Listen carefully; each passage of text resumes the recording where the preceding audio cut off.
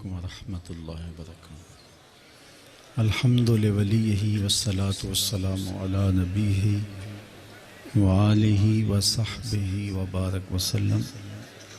قال اللہ تعالی وتبارک فی القرآن المجید والفرقان الحمید۔ قل بفضل اللہ وبرحمتہ فبذلک فلیفرحوا۔ صدق اللہ مولانا العظیم وصدق رسولہ النبی الکریم الرؤوف الرحیم۔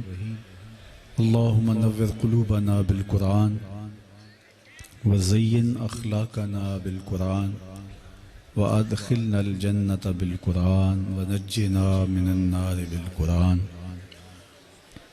قال اللہ تعالی وتبارک فی شان حبیبہ مخبرا وآمرا ان اللہ وملائکتہ یصلون علی النبی یا ایہا الذین آمنوا صلوا علیہ وسلموا تسلیما۔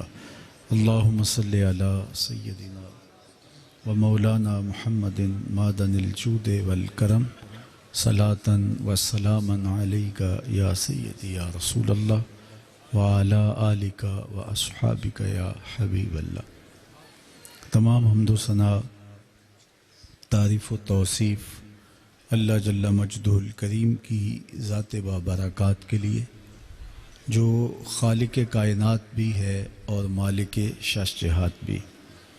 اللہ جل وعلا کی حمد و ثنا کے بعد رسول رحمت، شفیع معظم، نبی محتشم، حضور ختمی المرتبت، اللہ کے پیارے، امت کے سہارے، رب کے محبوب، دانائے غیوب، مالک رقاب امم، فخر عرب و عجم، والی کون و مکان، سیاہ لا مکان، سید انس و جاں، سرور لالا رخاں، نیر تاباں، سر نشین مہوشاں، ماہ خوباں، شہنشاہ حسینہ، تتمہ دوراں، سر خیل زہرہ جمالاں، جلوہ صبح ازل، نور ذات لم یزل، باعث تکوین عالم، فخر آدم و بنی آدم، نیر بطحا، رازدار ما اوحا، شاہد ما طغا، صاحب علم نشرہ،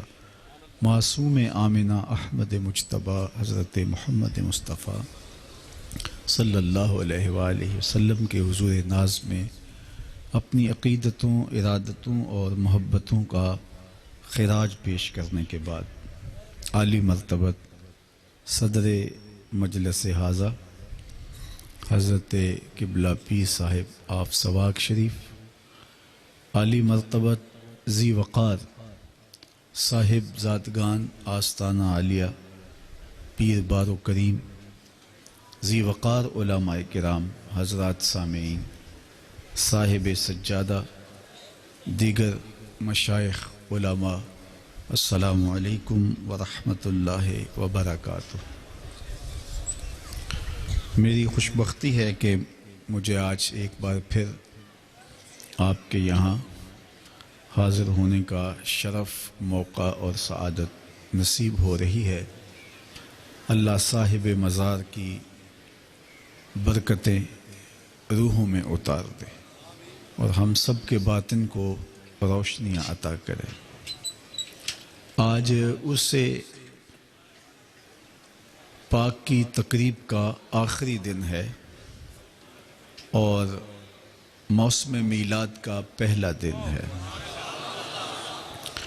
اس لیے میں نے آپ کے سامنے جو کلمات تلاوت کیے ہیں ان میں ہمیں فرحتوں اور بشاشتوں کے اظہار کا حکم دیا گیا ہے۔ جب اللہ کی نعمت، اس کی رحمت حاصل کر پاؤ تو پھر تم مسرتوں کا اظہار کرو، تمہارے دل، تمہاری روحیں، تمہارے قلوب سرشار ہو جائیں اس نعمت کے حصول پر جو تمہیں میسر آئی۔ میں اور آپ اللہ کا لاکھ لاکھ شکر ادا کریں کہ ہمیں حضور کی صورت میں اللہ نے یہ بڑی نعمت عظمیٰ عطا کی، اور اگر حضور جلوہ گر نہ ہوتے، خدا شناسی بڑی دور کی بات ہم خود شناس بھی نہ ہوتے، ہمیں اپنی ذات کا تعقل بھی نصیب نہ ہوتا، ہمیں اپنی ذات سے بھی آگہی حاصل نہ ہوتی اگر ہم حضور علیہ السلام کی صورت میں انعام خداوندی نہ پاتے۔ تو خدا شناسی کے سارے اجالے جو حاصل ہوئے اور خود شناسی کا جو نور نصیب ہوا وہ اس در سے نصیب ہوا۔ اور اگر یہ چوکھٹ اور اگر یہ در اور یہ دہلیز ہمیں میسر نہ آتی تو آج ہم ظلمتوں میں بھٹک رہے ہوتے۔ ہمیں جو کچھ بھی ملا ہے، شعور کی جتنی بھی دولتیں ملی ہیں، وہ سب حضور کی دہلیز کے صدقے سے ملا ہے۔ اور یہ قلم توڑ دیا سید گیلانی علیہ رحمہ نے کہ نہ خرد کی روشنی تھی نہ جنوں کی آگہی تھی، نہ خرد کی روشنی تھی نہ جنوں کی آگہی تھی، تیری رہبری سے پہلے یہ جہاں جہاں نہیں تھا۔ زندگی کا سارا چراغاں اور زندگی کی ساری روشنیاں حضور کی دہلیز سے میسر آئیں۔ مجھے بتاؤ، انسان اشرف المخلوقات ہونے کے باوصف اجرام فلکیہ کو اپنا معبود نہیں سمجھتا تھا، درختوں کو خدا نہیں مانتا تھا، پتھر کے بنے ہوئے اصنام کے آگے ماتھا نہیں ٹیکتا تھا، مٹی کے مادوؤں کو اپنا معبود خیال نہیں کرتا تھا، لکڑی کے وثن اس کے معبود نہیں تھے۔ یہ تو انسان ہونے کے باوجود اس بات سے آگاہ نہیں تھا کہ میں کون ہوں۔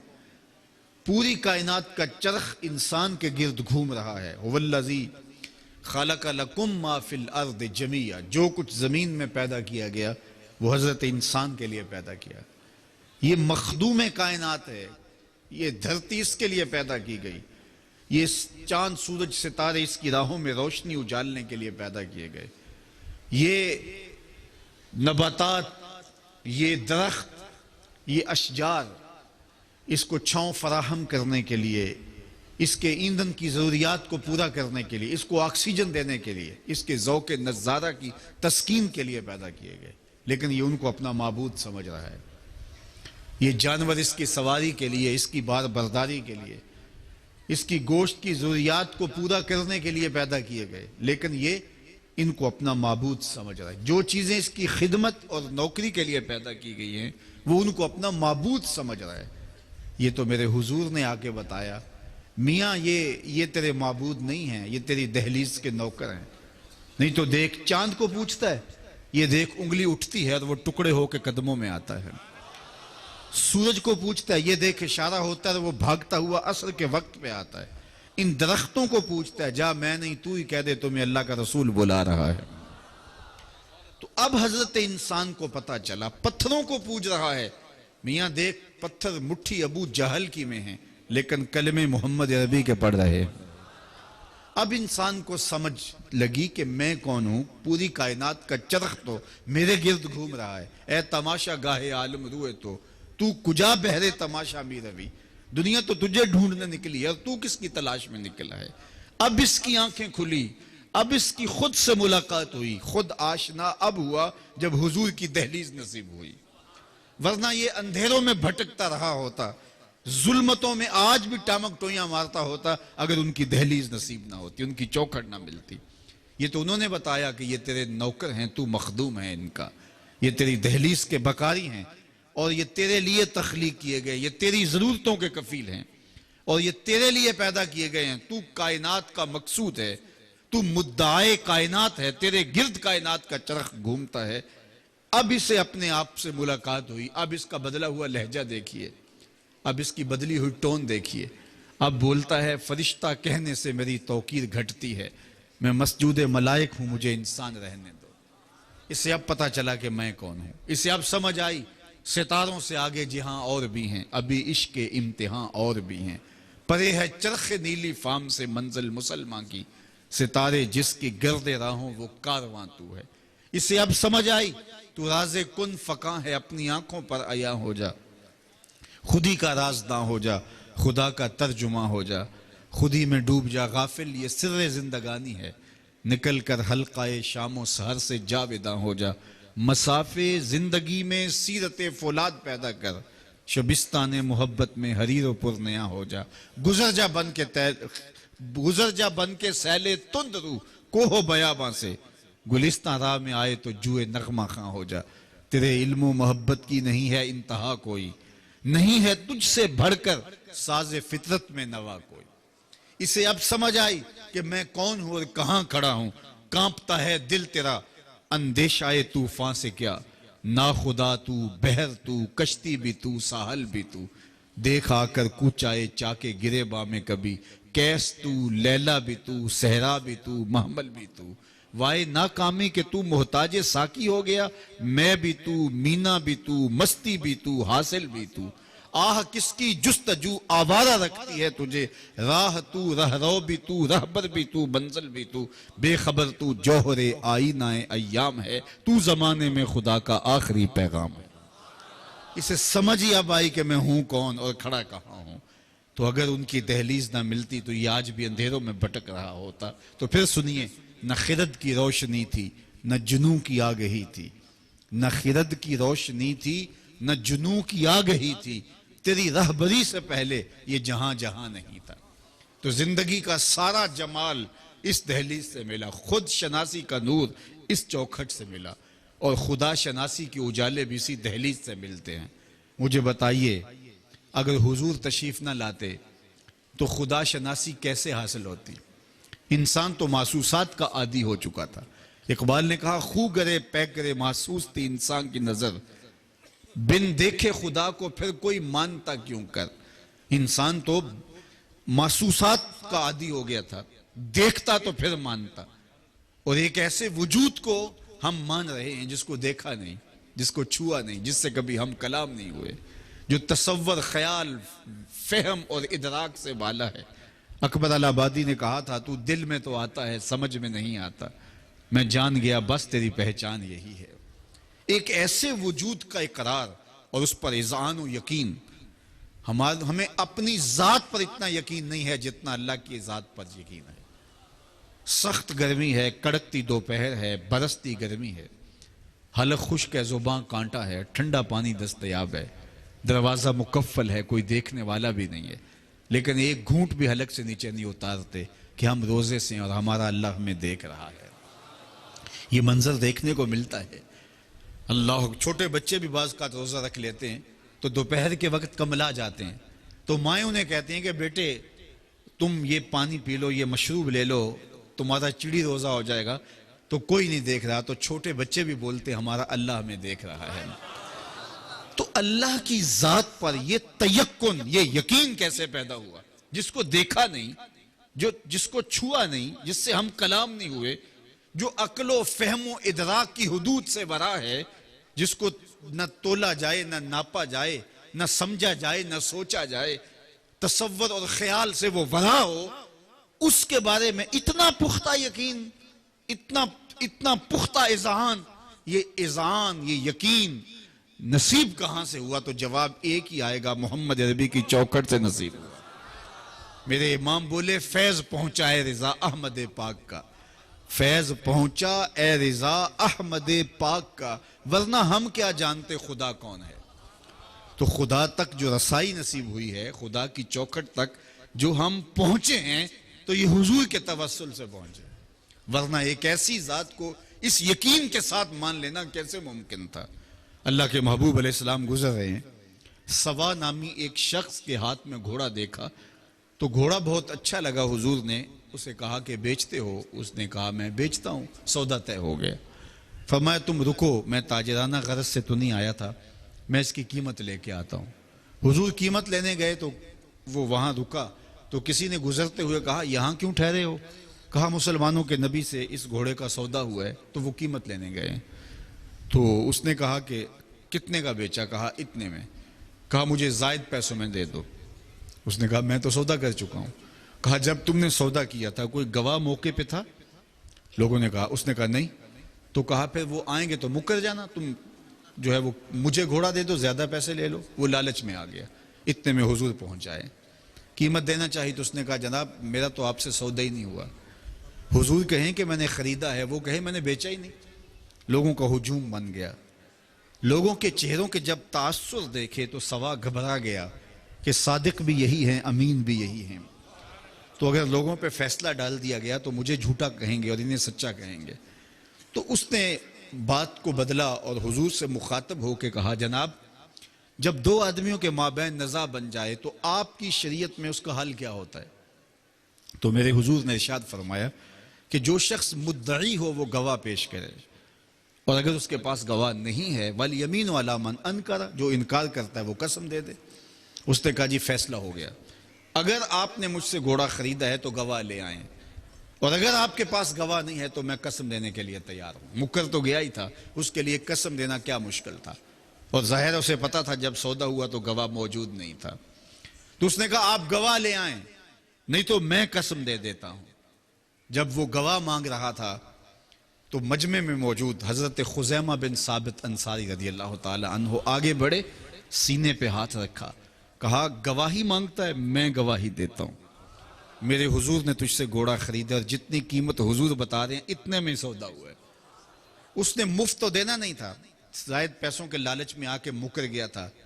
خیر اس نے کہا چلو ٹھیک ہے مجھے راستہ ملا اس قضیے سے نکلنے کا. تو اس نے کہا جی ٹھیک ہے میرا مطالبہ پورا ہو گیا. قیمت حضور علیہ السلام سے وصول کر لی، گھوڑا دیا، مجمع ہٹنے لگا، لوگ چھٹنے لگے. تو حضور نے حضرت خزیمہ کو اشارہ کر کے بلایا، کہا خزیمہ گھوڑا بھی مل گیا، بات بھی سچی، لیکن تم نے کیسے گواہی دی؟ تم تو موقع پہ موجود ہی نہیں تھے. تو سنو جو بات حضرت خزیمہ بن ثابت انصاری نے کہی. حضرت خزیمہ نے عرض کی حضور آپ کے کہنے پہ ہم نے رب کی گواہی نہیں دے دی، جنت اور دوزخ کی گواہی نہیں دے دی؟ یہ گھوڑا کیا ہوتا ہے؟ آپ کے کہنے پہ ہم نے رب کی گواہی دیکھی، اسے بلا کب دیکھا تھا؟ آپ کے کہنے پہ گواہی دی، اور یہ بھی تو آپ ہی کہہ رہے تھے. حضور نے حضرت خزیمہ کا ہاتھ فضا میں بلند کیا، جانے والوں رک جاؤ، ٹھہر جاؤ، میری شریعت دو گواہ مانگتی ہے، لیکن سنو جب جہاں میرا خزیمہ ہوگا ایک کی گواہی دو کے قائم مقام ہوگا. فیض پہنچا اے رضا احمد پاک کا، ورنہ ہم کیا جانتے خدا کون ہے. تو خدا تک شناسائی، خدا تک رسائی، خدا کی آشنائی جو حضرت انسان کو ملی ہے وہ حضور کی دہلیز سے ملی ہے. اور اگر یہ در نہیں ملتا تو خدا کا در بھی نہیں ملتا. عالی مرتبت علماء اور ذی وقار مشائخ تشریف فرما ہیں. میں قرآن مجید کی ایک آیت کے حوالے سے مختصر بات اسی مضمون کو موقت کرنے کے لیے آپ کے سامنے رکھنا چاہتا ہوں. کیا ارشاد فرمایا وَإِذَا سَأَلَكَ عِبَادِي أَنِّي فَإِنِّي قَرِيبٌ. اے حبیب میرے بندے جب تیرے پاس آ کے میرا پوچھتے ہیں، اگر آپ کی توجہ ہو تو میرے بندے تیرے پاس آ کے میرا پوچھتے ہیں. بندے میرے ہیں، حبیب آتے تیرے پاس ہیں اور پتہ پھر میرا پوچھتے ہیں. فَإِنِّي قریب، فا تاقیبیہ کے بعد علماء کہتے ہیں قل مقدر ہے. ان آنے والوں کو کہہ دیجئے، بتا دیجئے میں دور نہیں ہوں، میں نیڑے ہی ہوں، مل جاؤں گا. ان کو تسلی دے دیجئے. جنگلوں کی خاک چھانتے چھانتے، صحراؤں کی مسافتیں کاٹتے کاٹتے جب میرے تک پہنچے ہو تو تسلی رکھو، جمع خاطر رکھو. میں تمہیں خدا کی طرف سے یہ میسج دے رہا ہوں کہ وہ دور نہیں، وہ قریب ہے. تو حبیب میرے بندے مجھے ڈھونڈتے ڈھونڈتے جب تیرے تک آ جائیں تو ان کو کہہ دیجئے فقل، پس ان کو کہہ دیجئے کہ میں قریب ہوں، میں نیڑے ہوں، دور نہیں ہوں، مل جاؤں گا. یہ تو ہے کل کے مقدر ماننے سے جو مفہوم نکلتا ہے. لیکن اہل محبت نے کہا کل مقدر ماننے کی ضرورت ہی کیا ہے، بات ہی سیدھی سی ہے. اور وہ کیا کہ اے حبیب میرے بندے مجھے ڈھونڈتے ڈھونڈتے جب تیرے تک آ گئے، اے حبیب میرے بندے مجھے ڈھونڈتے ڈھونڈتے جب تیرے تک آ گئے تو میں پھر بھی دور ہوں. محبوب میرے بندے مجھے ڈھونڈتے ڈھونڈتے جب تیرے تک آ گئے، محبوب جب تیرے تک آ گئے تو میرے تک آ گئے. تیرے تک پہنچنا ہی تو میرے تک پہنچنا ہے. اور میرے امام بولے بخدا خدا کا یہی ہے در، نہیں اور کوئی مفر مقر، جو وہاں ہو یہیں آ کے ہو، جو یہاں نہیں وہ وہاں نہیں. وہی لا مکان کے مکی ہوئے، سر عرش تخت نشیں ہوئے. یہ نبی ہیں جس کے ہیں وہ مکان، وہ خدا ہے جس کا مکان نہیں. کہا حبیب میرے بندے مجھے ڈھونڈتے ڈھونڈتے جب تیرے تک آ گئے، محبوب جب تیرے تک آ گئے تو گویا میرے تک آ گئے، تیرے تک پہنچنا ہی تو میرے تک پہنچنا ہے۔ اور اقبال بولا خضر بتلائے تو کیوں کر بتلائے، اگر ماہی پوچھے کہ دریا کہاں ہے۔ اگر مچھلی دریا میں چھلانگ لگا کے کہے کہ مجھے پتہ بتاؤ میں دریا میں جانا ہے، تو خضر اسے کیا پتہ بتائے۔ محبوب تیری گلی میں آ کے پھر میرا پوچھ رہے ہیں، جو تیرے ڈیرے تک آ گئے محبوب وہ میرے تک آ گئے۔ تو ان تک پہنچنا خدا تک پہنچنا ہے، اس لیے اگر کوئی ان تک نہیں پہنچا تو خدا تک پہنچنے کا تصور بھی نہیں کر سکتا۔ اقبال کے سارے کلام کا خلاصہ اگر آپ کے سامنے رکھنا چاہوں تو وہ یہ ہے، بمصطفیٰ برساں خیشرا کے دی ہم آؤست، اگر باؤ نہ رسیدی تمام بھولا حبیست۔ اپنے آپ کو کھینچ کے حضور کے قدموں تک لے جا، اور اگر تو وہاں تک نہیں پہنچا تو کلمہ پڑھ کے بھی ابو لہب کا ابو لہب ہے، اگر ان کی دہلیز تک نہیں پہنچا۔ حکیم نیٹشے اور حکیم گوٹے، اقبال کا ان کے ساتھ بڑا تعلق رہا، فکری بہت ساری مماثلتیں بھی ہیں۔ تو حکیم نیٹشے تصور توحید تک پہنچ گیا تھا، لیکن اس نے حضور کے بغیر خدا تک پہنچنا چاہا۔ ساری زندگی توحید کے کوچوں کے اطراف میں گھومتا رہا، لیکن وہ صاحب جنون نہ بن سکا، اگرچہ خرد کی ساری گتھیاں اس نے سلجھا لی تھی۔ تو اقبال نے کہا کاش بودے در زمان احمد تا رسیدے بر سرود سرمدے، کاش کہ وہ شیخ احمد مجدد الف ثانی کی کے دور میں پیدا ہوتا اور حضرت شیخ کی صحبت میں آتا، وہ اس کو بازو سے پکڑ کے حضور کی دہلیز تک لے جاتا۔ تو کوئی ساری زندگی بھی عقل و فہم سے خدا تک پہنچنا چاہے تو کبھی بھی اس کو منزل نصیب نہیں ہو سکتی۔ منزل نصیب ہوتی ہے تو مصطفیٰ کی چوکھٹ سے نصیب ہوتی ہے۔ اس لیے حضور علیہ السلام کا وسیلہ، حضور علیہ السلام کی قربت اور حضور علیہ السلام کا ذریعہ ہی خدا شناسی اور خدا کی قربت کا سبب ذریعہ ہے۔ اس لیے حضور کی صورت میں جو انعام خدا بندی ہوا، اگر یہ انعام نصیب نہ ہوتا تو کائنات کبھی بھی اللہ تعالیٰ سے شناسا نہ ہو سکتی۔ یہاں اقبال کا اپنا لہجہ ہے اور بڑا دل آویز کہ ہو نہ یہ پھول تو بلبل کا ترنم بھی نہ ہو، چمنے دہر میں کلیوں کا تبسم بھی نہ ہو نہ یہ ساقی تو پھر میں بھی نہ ہو، خم بھی نہ ہو، بزم توحید بھی دنیا میں نہ ہو، تم بھی نہ ہو۔ خیمہ افلاک کا استادہ اسی نام سے ہے، نبض ہستی تب آمادہ اسی نام سے ہے۔ بزم عالم کے اندر جو چراغاں ہے اور نبض ہستی کے اندر جو حرارت دکھائی دیتی ہے، یہ کائنات کے اندر جو چہل پہل اور رونق دکھائی دیتی ہے، یہ سب صدقہ ہے حضور کے قدموں کا۔ اور اگر وہ نہ ہو تو اس کائنات کا وجود اور اس کائنات کا تشخص ہی باقی نہ رہے۔ حضرات صوفیہ تو کہتے ہیں حضور کائنات کا تعین اول ہیں، پہلا تشخص ہے۔ اگر حضور جلوہ گر نہ ہوتے تو کائنات کو خلط وجود ہی نہ ملتا۔ لولاک لما خلقت الافلاک، اس پہ شہاد عادل ہے۔ تو تعین اول، تشخص اول حضور کا وجود، اور اسی وجود سے پوری کائنات کو تخلیق کیا گیا۔ تو اصل وجود آمدی از نخست، دیگر ہرچے موجود شد فرح تست۔ حضور کائنات کی اصل ہیں۔ لگتا یہ ہے کہ پہلے تنا ہے، تنے کے بعد جو ہے وہ شاخیں ہیں، شاخوں کے بعد پتے ہیں، پتوں کے بعد کلیاں ہیں، کلیوں کے بعد پھول ہیں، اور پھولوں کے بعد پھل ہیں، اور پھل پکا تو اب بیج بنا۔ لگتا یہ ہے تنا پہلے ہے اور آخر میں بیج ہے، لیکن کاشتکار جانتا ہے سب سے پہلے بھی بیج تھا، سب سے آخر بھی بیج ہے۔ تو اقبال کہتا ہے کہ لوگوں کو یہ لگتا ہے حضور سب سے آخر میں آئے، لیکن نگاہ عشق و مستی میں وہی اول وہی آخر، اول بھی وہی ہیں آخر بھی وہی ہیں۔ نگاہ عشق و مستی میں وہی اول وہی آخر، وہی قرآن وہی فرقان وہی یاسین وہی طٰہٰ۔ اور میاں صاحب بولے سارے نور اسے دے نوروں تے اس دا نور حضوروں۔ تعین اول ہیں، کائنات کا پہلا تشخص حضور ہے، اور حضور اگر درمیان سے نکال دیے جائیں کائنات اپنا وجود کھو دے۔ اگر ان کی رحمت نہ ہو درمیان میں، ابھی آگ لگ جائے دونوں جہاں میں، کوئی چیز موجود نہ رہے، اگر حضور علیہ السلام درمیان میں نہ ہو تو تعین اول، تشخص اول حضور کا پاکیزہ وجود۔ اور اس کو آسان لہجے میں میاں صاحب نے اپنی جو ہے وہ پنجابی انداز کے اندر کیا خوب بیان کر دیا، سارے نور اسے دے نوروں تے اس دا نور حضوروں، انہوں تاج عرش تو ملیا موسیٰ نو کوہ توروں۔ تو یہ تعین اول ہے، تعین اول ہے، اول آخر دوویں پاسے اوہو مل کھلوتا، اول بھی وہی اور آخر بھی وہی، کائنات کا تشخص، کائنات کا تعین اول ذات رسالت امام ہے۔ اس لیے کوئی شخص جو حقیقت سے آشنا ہے کبھی بھی وہ حضور علیہ السلام سے جو ہے وہ ہٹنا نہیں چاہے گا، اور وہ نہ ہی ایک سوچ رکھ سکتا ہے کہ میں ڈائریکٹ خدا تک پہنچ سکتا ہوں۔ یہ ذریعہ ہی نہیں، یہ کوئی راستہ ہی نہیں ہے، یہ کوئی انداز ہی نہیں ہے۔ مپندار سادی کے راہ صفا، تواں رفت جز بر پے مصطفیٰ۔ سادی سوچنا بھی نہ کہ حضور کے بغیر تو خدا تک پہنچ سکتا ہے۔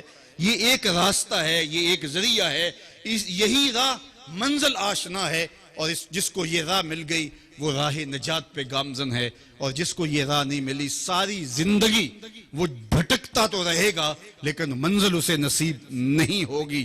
مجرم ہو تو منہ اشکوں سے دھوتے چلے آؤ، آؤ در تواب پہ روتے چلے آؤ۔ قرآن میں مذکور ہے بخشش کا طریقہ، سرکار کی دہلیز سے ہوتے چلے آؤ۔ اس چوکھٹ کے ذریعے ہی ساری منزلیں اور سارے راستے کھلتے ہیں۔ تو اس لیے یہ میلاد کا موسم ہمارے لیے رحمتوں کا موسم ہے، دلوں کے آنگن کھل اٹھتے ہیں، محبتوں کے آنگن آباد ہو جاتے ہیں۔ اچھا، ایک طرف جب یہ چمن کھلتا ہے، خوشبو پھیلتی ہے اور مہک سے ماحول مشک بار ہو جاتا ہے، دوسری جانب یہ تعفن بھی پھیلتا ہے۔ لوگ سوالات کی پوٹلیاں لیے آپ کے پاس آتے ہیں، جناب یہ کہاں لکھا ہے، یہ محفل میلاد، یہ اذکار، یہ اجلاس، یہ جلوس، یہ کہاں لکھا ہے؟ تو میں کہا کرتا ہوں صاحب لکھے کی کمی نہیں، علماء دلائل کے انبار لگا دیتے ہیں، لیکن میں کہا کرتا ہوں کیا ذکر رسول کے لیے بھی کسی دلیل کی ضرورت ہے؟ کبھی ایسا ہوا ہے کہ پھولوں کا تذکرہ چھڑا ہو اور بلبل کہے کہاں لکھا ہے؟ بات شمع کی چل رہی ہو، پروانہ دلیلیں ڈھونڈ رہا ہو، اور یہ بھی ممکن نہیں کہ بات سرکار دو عالم کی ہو رہی ہو اور امتی کو دلیل چاہیے۔ محب کے لیے اس سے بڑا اور سرمایہ کیا ہو کہ کوئی اس کے محبوب کا ذکر چھیڑ دے۔ عید ذکر نعمان لنا فإن ذکرہ هو المسک ما کررتہ یتزوع۔ امام شافعی بولے میرے ممدوح کی باتیں چھیڑو، میرے محبوب کا ذکر کرو، ان کا تذکرہ ایسی کستوری ہے جو جو سے چھیڑتے جاؤ گے خوشبو پھیلتی چلی جائے گی۔ مطرب سے کہو کہ چھیڑے ذرا اس جان تمنا کا قصہ، مطرب سے کہو کہ چھیڑے ذرا اس جان تمنا کا قصہ، فرقت کے بھیانک لمحوں میں کچھ دل کو سہارا ہو جائے۔ تو اہل ایمان کو تو ٹھنڈ پڑتی ہے، ان کے قلوب کو تسکین پہنچتی ہے۔ حضرت شیخ مہدی الفاسی مطالع المسرات شرح دلائل الخیرات میں لکھتے ہیں حضور کا ذکر سن کر جس شخص کے کلیجے میں ٹھنڈ نہیں پڑتی اس کے سینے میں دھڑکنے والا دل کسی مومن کا دل ہی نہیں۔ یہ ہو ہی نہیں سکتا کہ حضور کا دل ہو، حضور کا ذکر ہو اور قرار نہ پہنچے، تسکین نہ پہنچے۔ ہم تو چاہتے ہیں کوئی ان کا ذکر چھیڑے، ان کا تذکرہ چھیڑے۔ وہ کیا کسی نے کہا تھا کہ میخانہ سہارا دیتا ہے نہ جام سہارا دیتا ہے، ہم کو تو مدینے والے کا ایک نام سہارا دیتا ہے۔ سینے میں ٹھنڈ پڑ جاتی ہے جب ان کا ذکر کسی کے لبوں پہ سجتا ہے تو سادہ سا لہجہ لیکن دل نشینی اتنی ہے کہ آپ واہ واہ کر اٹھیں گے۔ انور مسعود ہیں تو مزاحیہ شاعر، لیکن جب نعت لکھنے پہ آئے تو انہوں نے قلم توڑ دیا۔ ان کا نام لبوں پر آئے، ان کا نام لبوں پر آئے، میٹھا میٹھا منہ ہو جائے۔ ان کا نام لبوں پر آئے، میٹھا میٹھا منہ ہو جائے۔ ان کے بول بہاروں جیسے اور اصحاب ستاروں جیسے۔ ان سا پیارا اور نہ کوئی، ان سا پیارا اور نہ کوئی، ان سے بچھڑ کے لکڑی روئی۔ اور جب وہ سیر کو جایا کرتے سر پہ بادل سایہ کرتے۔ تو ان کی دل آویز باتیں، ان کا تذکرہ نور اہل ایمان کے لیے ٹھنڈک ہے، قرار جاں ہے۔ موسم میلاد آ رہا ہے، گلی گلی حضور کے نام کی مجلس سے بپا ہوں گی، حضور کے ذکر کے ترانے پڑے جائیں گے، حضور کے نام کا چراغاں ہوگا۔ لیکن میں آپ سے کہوں گا کہ صرف اپنی گلیوں میں جھنڈیاں نہ لگانا، دل کے ایک ایک پرت پہ حضور کے نام کی جھنڈی لگانا۔ صرف بنیروں پہ چراغاں نہ کرنا، دل کی گلیوں میں بھی حضور کے نام کے دیے روشن کرنا۔ تمہارا ظاہر بھی میلاد منا رہا ہو، تمہارا باطن بھی میلاد منا رہا ہو۔ اپنے طرز زندگی کو، اپنے انداز معاشرت کو حضور کی محبت کے سانچے میں ڈھال دو۔ میلاد کا موسم محبتوں کی فراوانیوں کا موسم ہے، اور محبت کا تقاضا یہ ہے کہ محب کی اطاعت کرتا ہے محبوب۔ وہ محبت کیسی ہے جس میں محب محبوب کی اطاعت سے رخ پھیر لے۔ تو آئیے میں اور آپ اگر حضور سے محبت کا دعویٰ کرتے اور یقیناً کرتے ہیں لیکن اپنی محبت کو اطاعت کے دائرے میں لے کر آئیں. محبوب کا حکم تو بڑی بات ہے. محبوب کسی بات کا ارشاد کر دے وہ تو عاشق اپنا سب کچھ لٹا کے بھی پورا کرے گا. وہ کیا کسی نے کہا تھا کہ تیرے ہندیاں سندیاں محبوبہ میں کافر ہوا جے میں ہوں. جب محبوب کا حکم ہوا تو پھر تو اپنا تشخص بھی ختم ہو جاتا ہے. لیکن محبوب کی رضا بھی عاشق کو مقصود ہوتی ہے. وہ محبوب کے چہرے کے تیور دیکھ لیتا ہے کہ محبوب کی خواہش اور محبوب کی مرضی کیا ہے, اس کا اشارہ ابرو کیا ہے. مدینہ المنورہ کی ایک گلی سے میرے حضور گزر رہے ہیں. ایک ایسا مکان تعمیر ہو رہا تھا جس طرز تعمیر کو میرے حضور پسند نہیں کرتے تھے. تو حضور نے کسی سے پوچھا یہ کس کا ہے؟ کہا فلاں انصاری صحابی کا. حضور نے کوئی جواب نہیں دیا, گزر گئے.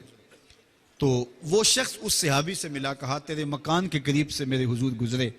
حضور نے پوچھا تھا لیکن شاید حضور کو پسند نہیں آیا. چہرے پر آثار پسندیدگی کا ظہور میں نے نہیں دیکھا.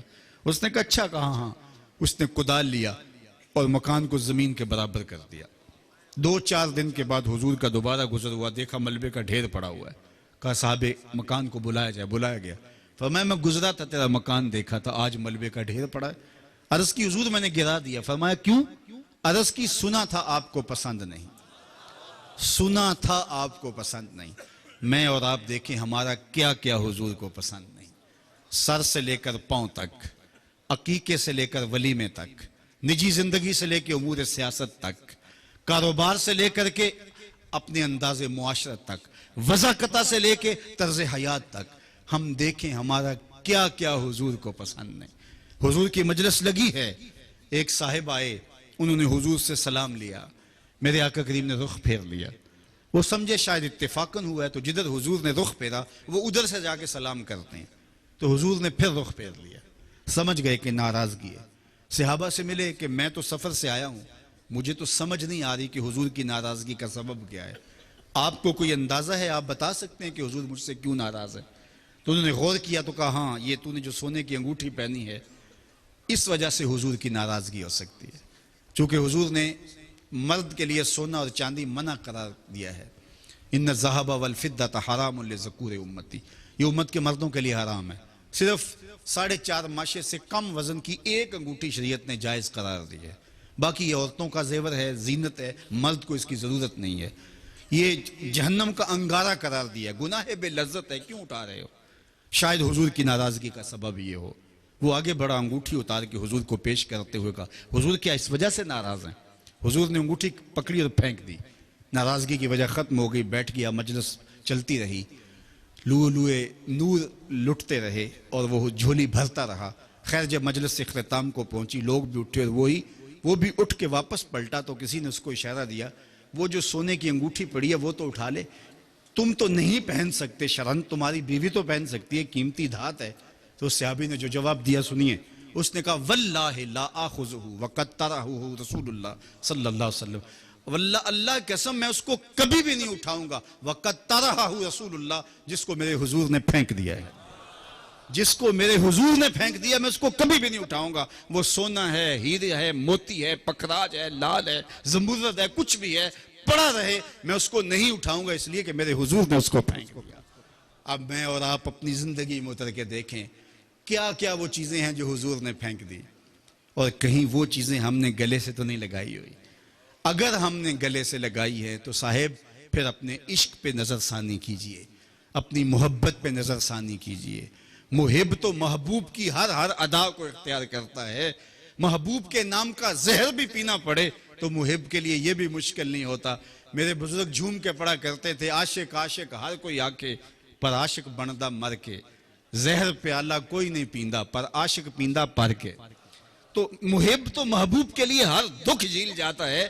اور یہ کیسے ہو سکتا ہے کہ محبوب نے ایک چیز پھینک دی ہو اور ایک چیز کو محبوب ناپسند کرتے ہوں اور محب جو ہے وہ اس کو پسند کرتا ہو؟ اگر ایسا ہے تو پھر وہ محب نہیں ہے. میں اور آپ اپنے اعتراف کا نہیں اپنا جائزہ لیں. ہم دوسروں کو دیکھتے رہتے ہیں کس میں کیا کمی ہے. میاں صوفیاء کا تصوف ان 2 جملوں پہ کھڑا ہے کہ جب اچھائی دیکھنے کا شوق ہو تو دوسروں میں دیکھو, اور جب برائی دیکھنے کا شوق آ جائے تو اپنے اندر اتر کے دیکھو، اپنے من میں اتر کے دیکھو کہ میں کہاں کھڑا ہوں۔ دوسرے کی طرف انگلیاں اٹھانے والا اس بات سے غافل نہ ہو کہ باقی ساری انگلیاں اس کی اپنی طرف اٹھ رہی ہوتی ہیں۔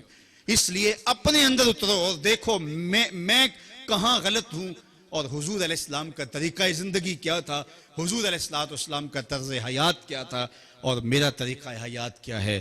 عالی مرتبت بزرگوں کی چوکھٹ پہ آنے والوں، حضور بارو کریم کی چوکھٹ پہ حاضری دینے والوں، یہ وہ مشائخ ہیں جنہوں نے اپنی ساری زندگیاں اللہ اس کے رسول کے احکام کی تنفیذ کے لیے اور عملی جو ہے وہ اظہار کے لیے اپنی زندگیاں وقف کر دی، اور اپنی زندگی کی ایک ایک سانس حضور کے نام لگا دی۔ ان کی زندگیاں آپ لوگوں کے سامنے ہیں، اور ان کو دیکھ کر کے اپنی زندگی کی راہیں متعین کی جا سکتی ہیں۔ ان کے عرس کی تقریب میں حاضر ہونا یہ سعادت مندی ہے۔ صاحب عرس کا فیض عرس کے دن خاص طور پہ بٹ رہا ہوتا ہے اور انوار اتر رہے ہوتے ہیں، لیکن صرف فیض اس چیز کو نہ سمجھو کہ میرے مشکل اور رکے ہوئے کام جو ہیں وہ چل جائیں تو شیخ کا فیض نصیب ہوگا۔ شیخ کا فیض توکل ہے، شیخ کا فیض رضا الہی کا حصول ہے، شیخ کا فیض اللہ کی رضا پہ راضی ہو جانے کا مزاج ہے، شیخ کا فیض اللہ نے جو دیا ہے اس پر صابر اور شاکر رہنا ہے، اور حضور کی شریعت پہ عمل پیرا ہونے کا جذبہ نصیب ہونا ہے۔